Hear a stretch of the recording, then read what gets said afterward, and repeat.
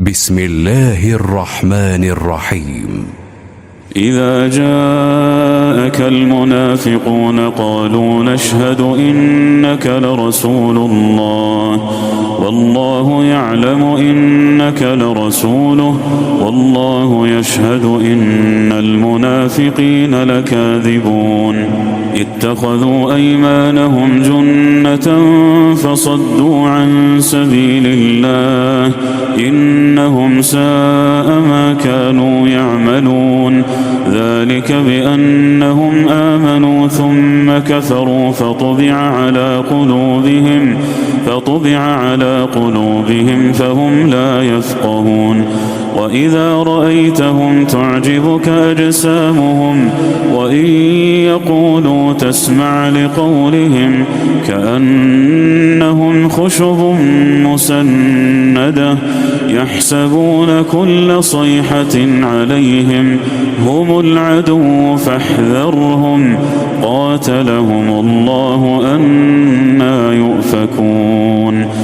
وإذا قيل لهم تعالوا يستغفر لكم رسول الله لووا رؤوسهم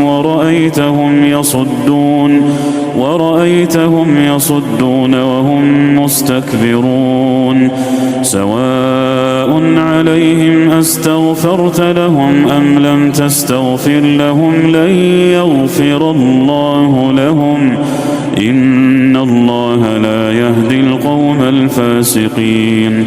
هم الذين يقولون لا تنفقوا على من عند رسول الله حتى ينفضوا ولله خزائن السماوات والأرض ولكن المنافقين لا يفقهون يقولون لئن رجعنا إلى المدينة ليخرجن الأعز منها الأذل ولله العزة ولرسوله وللمؤمنين ولكن المنافقين لا يعلمون يا أيها الذين آمنوا لا تلهكم أموالكم ولا أولادكم عن ذكر الله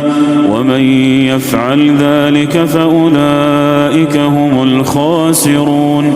وأنفقوا مما رزقناكم من